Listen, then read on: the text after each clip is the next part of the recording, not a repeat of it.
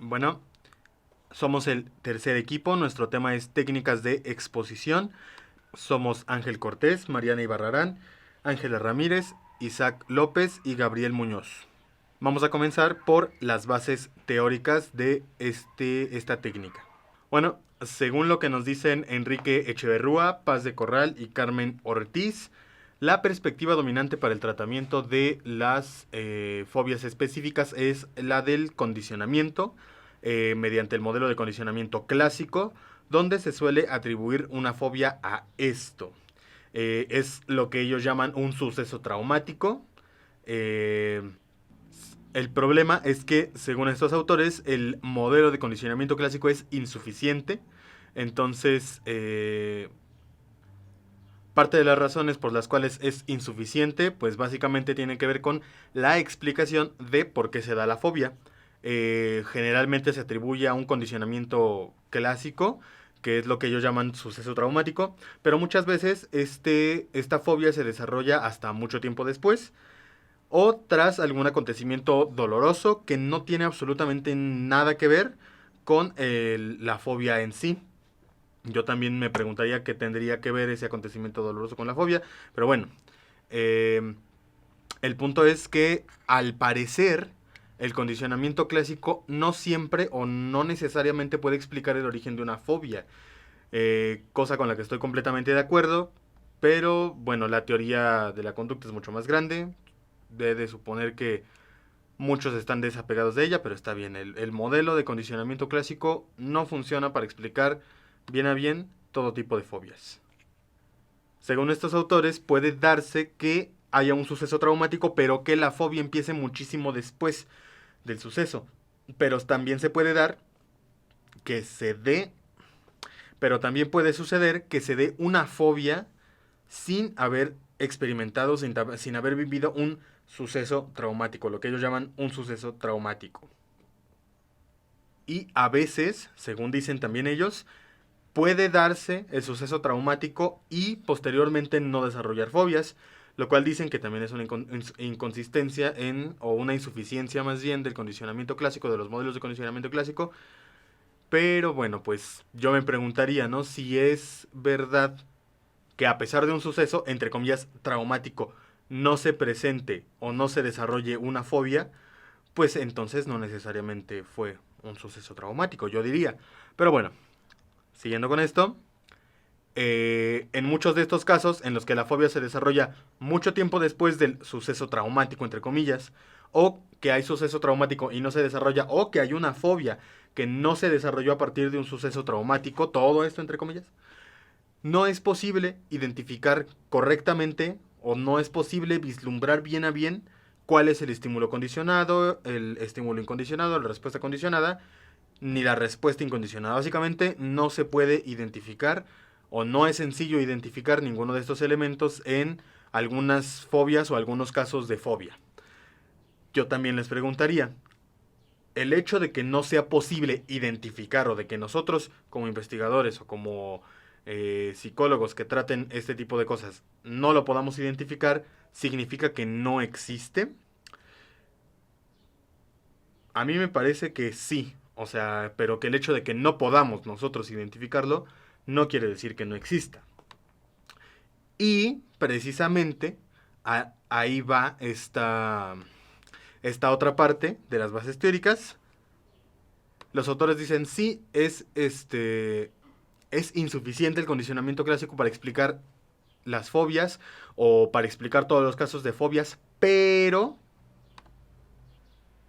el condicionamiento clásico o el modelo de condicionamiento clásico sí puede explicar la extinción de algunas fobias y rituales compulsivos mediante la exposición repetitiva al estímulo condicionado sin el estímulo incondicionado, supuestamente. Ellos dicen supuestamente. Lo que nos quieren decir es que el condicionamiento clásico no siempre explica el origen de una fobia, pero que sí explica cómo se extingue. Pero supuestamente no se comprometen al 100% con que el condicionamiento clásico sí funciona para extinguir las fobias. También explican en algunas ocasiones su mantenimiento, aunque no en todos los casos. Ante esto, los autores nos responden que parece más útil precisar a los estímulos como estímulos evocadores, ya sean internos o externos, y respuestas evocadas en lugar de respuestas condicionadas, que para mí el cambio de nombre no aporta ninguna diferencia conceptualmente radical. En mi opinión es exactamente lo mismo, y la lógica de hecho bajo la que los autores marcan que sucede es exactamente la misma. Pero bueno, parece para ellos más útil precisar estímulos evocadores internos externos y respuestas evocadas. Como siguiente punto, les mencionaremos qué es una técnica de exposición, así como sus tipos y algunas características. Vados y García en el 2011 definen la técnica de exposición como un procedimiento terapéutico utilizado en psicología clínica, el cual consiste en afrontar de forma sistemática y deliberada situaciones, por ejemplo, tomar el metro o hablar en público, recibir críticas, etc., o estímulos internos, por ejemplo, la sensación de desmayarse, el miedo a contraer una enfermedad, preocupaciones u obsesiones, etc., que generan ansiedad u otras emociones negativas o provocan el impulso de realizar una acción determinada, por ejemplo, lavarse las manos compulsivamente, vomitar e incluso beber bebidas alcohólicas. La persona debe mantenerse en la situación o bien afrontar el estímulo interno hasta que la emoción o el impulso se reduzcan significativamente o hasta que se compruebe que las consecuencias anticipadas no ocurren. Existen diversas variaciones de la técnica de exposición y es el psicólogo terapeuta quien determina, una vez llevada a cabo su evaluación, cuál de ellas es la más eficaz o conveniente para cada paciente o caso en particular. A continuación se les presentan algunos tipos de exposición y sus características. Exposición en vivo. Este implica exponerse sistemática y deliberadamente a situaciones temidas reales en la vida diaria, por ejemplo, a lugares altos, transportes públicos, hablar con figuras de autoridad, extraer sangre, etc. La exposición en imaginación implica, como su nombre lo indica, imaginar que se están afrontando las situaciones problemáticas y o que se experimentan los estímulos internos que generan ansiedad o disparan ciertos impulsos. Esto supone rememorar el entorno físico, las respuestas somáticas, las emociones, los pensamientos y las consecuencias temidas. La exposición en imaginación puede consistir, por ejemplo, en que una persona recuerde con detalle una experiencia traumática, el que reviva una pesadilla o reproducir preocupaciones o pensamientos obsesivos. El tipo de exposición interoceptiva consiste en exponerse a las sensaciones corporales que se temen, por ejemplo, ya sea que una persona experimente mareo o taquicardia y que estas son inducidas a través de diversos medios, por ejemplo, el hiperventilar, retener la respiración, correr sin desplazarse del sitio, tensar los músculos, etc. Exposición mediante ayudas audiovisuales. Estos recursos se utilizan habitualmente para complementar las otras modalidades de exposición previamente establecidas. Pueden utilizarse diapositivas, sonidos, videos o presentaciones mediante el ordenador. Por ejemplo, una persona que le tiene fobia a la sangre podría ver un video sobre cómo se extrae esta misma. Asimismo, un paciente puede grabar sus obsesiones tanto en un CD o en un audio y escuchar la pista repetitivamente a través de audífonos o auriculares. Por otro lado, tenemos la exposición utilizando la escritura o los juegos, la cual consiste en escribir sobre los sucesos que generan ansiedad, por ejemplo, acontecimientos traumáticos como abuso sexual, pesadillas u obsesiones, y leerlo para sí mismo o que lo pueda leer delante de su terapeuta. En el caso de los niños, se llegan a utilizar comúnmente los juegos o los dibujos. Por último, tenemos la exposición simulada, que también la conocemos como ensayo conductual o role-playing, el cual consiste en la exposición a situaciones sociales problemáticas que son simuladas o reproducidas en la sesión terapéutica.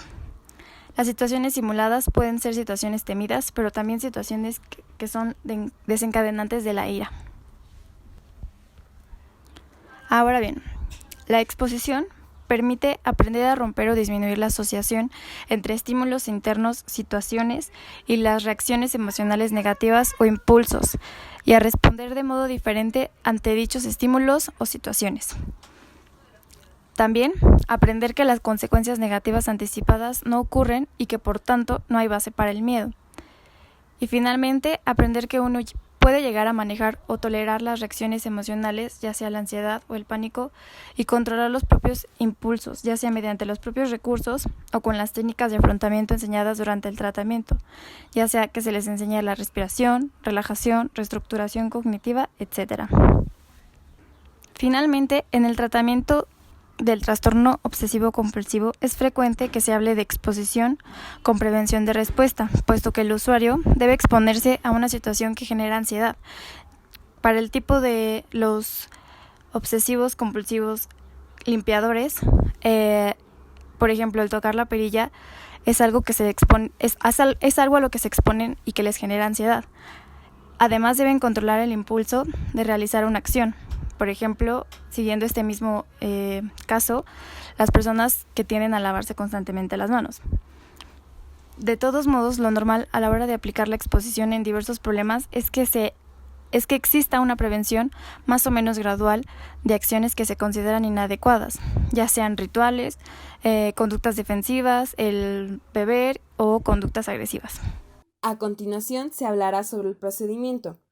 Como se observó con anterioridad, hay diversos tipos o variaciones de esta técnica, y su uso dependerá de cada usuario y de la demanda que exprese el mismo.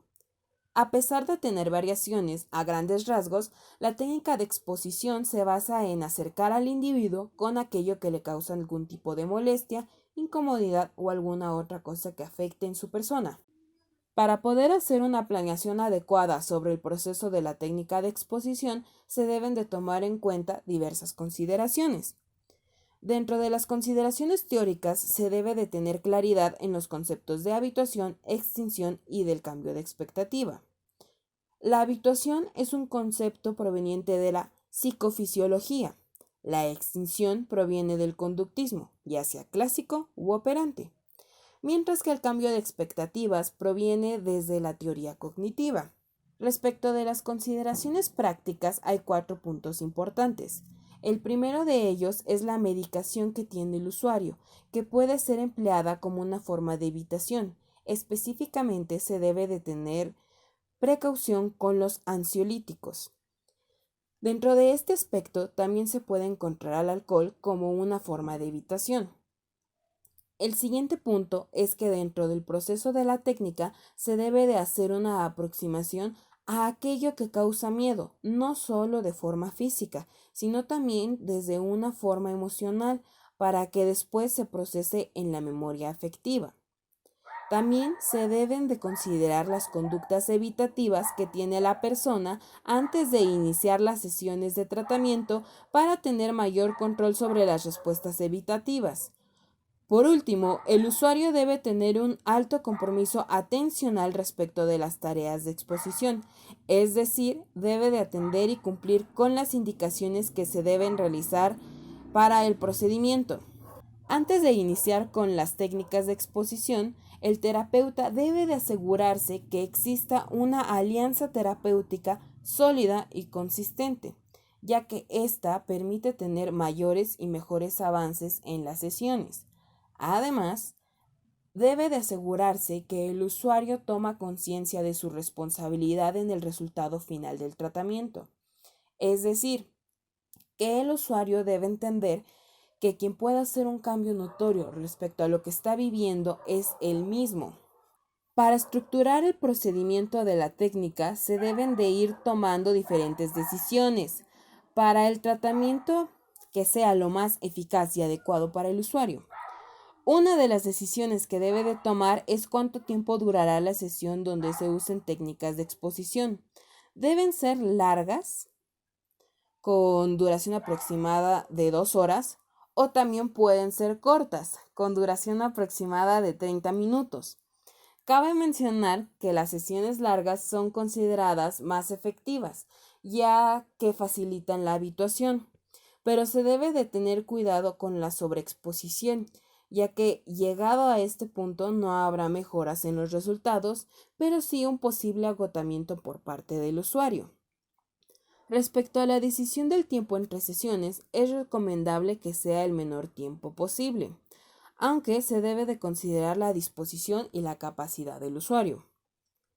En el caso de la forma en la que se debe de exponer al usuario, esta puede ser de forma gradual, así como es empleada en la desensibilización sistemática o brusca, como es usada en la técnica de inundación. Se ha considerado que la técnica brusca tiene resultados más inmediatos, pero, pero si es más de lo que puede soportar el usuario, esta puede decidir abandonar la sesión e incluso dejar el tratamiento. Mientras que el caso de exposición gradual, si esta es muy lenta y con resultados pocos notorios, el usuario puede considerarlo desalentador y también puede optar por abandonar el servicio. Por otro lado, el uso de técnicas complementarias permite que el tratamiento de la problemática sea más completo y tenga mayor eficacia. Para ello, se debe de hacer una evaluación adecuada y exhaustiva para identificar la pertinencia del uso de una o más técnicas complementarias. Cabe mencionar que algunas de las técnicas complementarias que mejor han tenido resultado con la técnica de exposición son el moldeamiento, la retroalimentación, el entrenamiento de respiración, la terapia racional emotiva, la reconstrucción cognitiva o las autoinstrucciones. A continuación les explicaré a qué problemas puede aplicarse la técnica de exposición. Con base en lo mencionado en la definición de la técnica y en los tipos de exposición que hay, se puede suponer a qué problemas va dirigido esta técnica. No obstante, en este apartado veremos con mayor detalle a qué problemas específicos puede aplicarse la técnica. Para esto, comenzaré retomando la definición mencionada anteriormente. Vados y García en el 2011 menciona que es el procedimiento terapéutico utilizado en psicología clínica, el cual consiste en afrontar de manera sistemática y deliberada situaciones o estímulos internos que generan ansiedad u otras emociones negativas que provocan el impulso de una acción determinada. En la definición se puede observar que la técnica está dirigida para aquellos casos en los que una persona tiene ansiedad u otras emociones negativas a objetos o situaciones. Para seguir detallando acerca de los casos en los que puede funcionar la técnica, retomaré algunos de los tipos de exposiciones que hay. Comenzaré con la exposición por medio de la imaginación, que como ya se ha mencionado anteriormente, pretende resolver casos en los que la exposición en vivo es de difícil aplicación. Por ejemplo, una persona que tiene fobia a volar en un avión. Esta es una forma de delimitar en qué casos es oportuno utilizar este tipo de exposición. Las características de esta exposición ya han sido mencionadas anteriormente, por lo que tampoco profundizaré en ello. Únicamente quiero destacar los casos y los problemas en los que la técnica puede servir. En este caso sería para aquellos casos en los que la exposición en vivo es de difícil aplicación. Como se puede observar en la pantalla, el siguiente tipo de exposición que abordaremos es el grupal. Este tipo de exposición está dirigida principalmente para los casos diagnosticados con fobia social. Las principales características de este tipo de exposición se muestran en la pantalla. Está especialmente indicada cuando el paciente vive solo, carece de habilidades sociales o tiene alguna relación conflictiva con su pareja.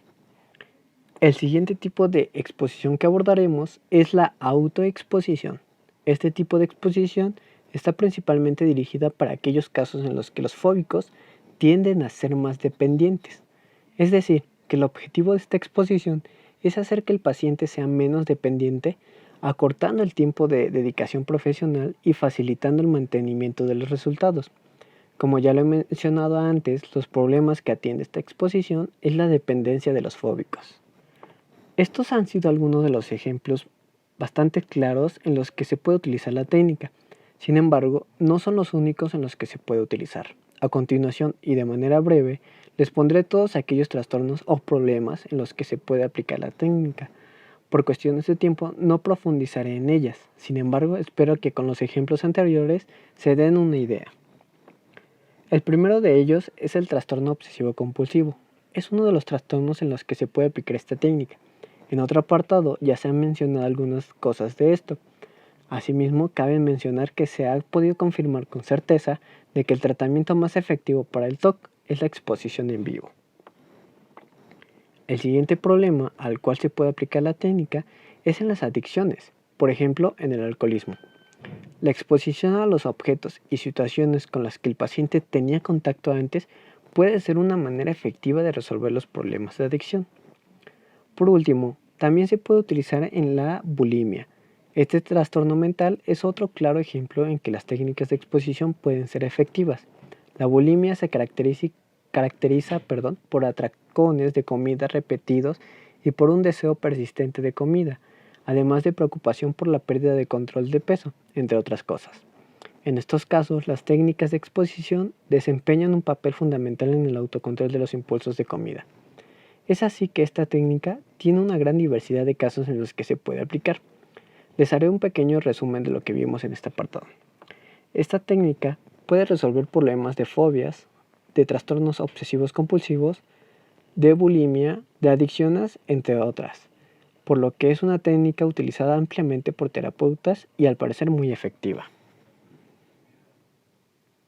Muy bien, ahora veremos un ejemplo sobre la técnica de exposición, específicamente la exposición y prevención de respuesta. Ahora bien, se trata de una mujer de 18 años, de clase media, es hija única de padres casados. Su madre es ama de casa y su padre es comerciante. Estudia el bachillerato y trabaja como dependiente en una tienda. Su tiempo libre lo dedica a estudiar, a escuchar música y estar en internet. No tiene problemas psicológicos previos y acude a consulta remitida por su psiquiatra. Refiere que está consciente del problema y dice que le supone dificultades. Lo ha ocultado por todo este tiempo, pero cree que sus manías no podrá ocultarlas todo este tiempo. Además, lleva casi 4 meses en tratamiento farmacológico con antidepresivos y no sufre efectos secundarios de estos. La medicación ha reducido la frecuencia de sus obsesiones y no ha recibido previamente tratamiento psicológico. Motivo de consulta. Presenta distintos rituales de comprobación. Aparecen en su casa y en el coche. Las comprobaciones son reiteradas y estas implican actividades diarias y vitales para la usuaria. Por ejemplo, se asegura de que todo esté cerrado, ventanas, puertas, la luz apagada, grifos cerrados. Comprueba si lleva todo en su bolso varias veces y revisa el carro cada que va a salir y cuando lo estaciona. Que esté bien cerrado, las luces apagadas, freno de mano puesto y volante bloqueado. También, mientras conduce, tiene pensamientos como va a pasar algo y le provoca mucha ansiedad cuando los animales cruzan la calle.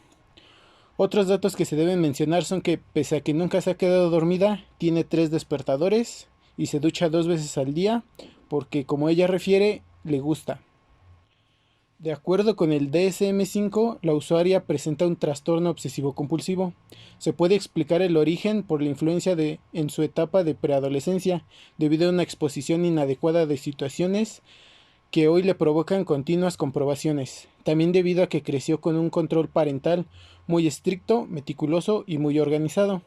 Como consecuencia, ha desarrollado una ansiedad y preocupación excesiva acerca de numerosas comprobaciones. El tratamiento duró 15 sesiones de 1 hora durante 8 meses.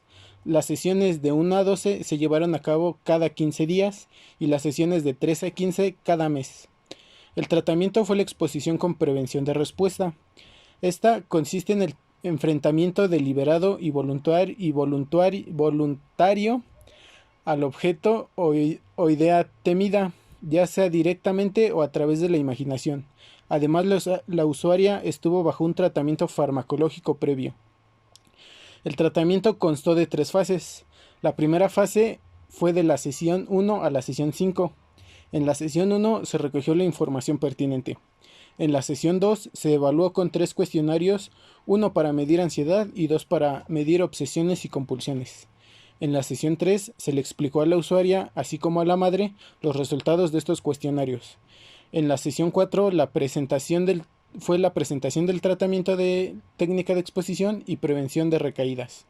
Finalmente, en la sesión 5 se realizó una jerarquía de situaciones de exposición para los 3 problemas ansiógenos que presentaba la usuaria. En la fase 2 constó de 5 sesiones, donde se inició del tratamiento.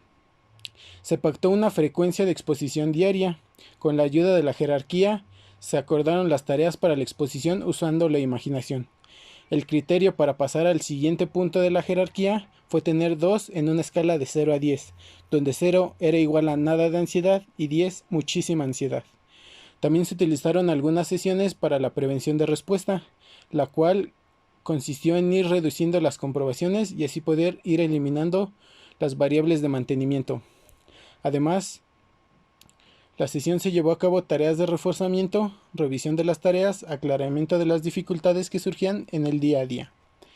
En la fase 3, que fue de la sesión 11 a la sesión 14, consistió en la prevención de recaídas y seguimiento, en las que se trabajaron situaciones de riesgo y ensayos en imaginación de afrontamiento.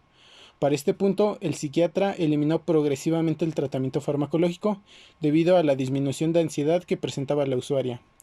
Para finalizar, en la sesión 15 se volvieron a aplicar los instrumentos para comparar, observar y valorar la evolución del problema. Ahora bien, en los resultados obtenidos en el STAI se obtuvieron dos valores, ansiedad de estado y ansiedad rasgo. En el pretest podemos observar que en la ansiedad rasgo tiene un puntaje de 96 y 85 para la ansiedad estado.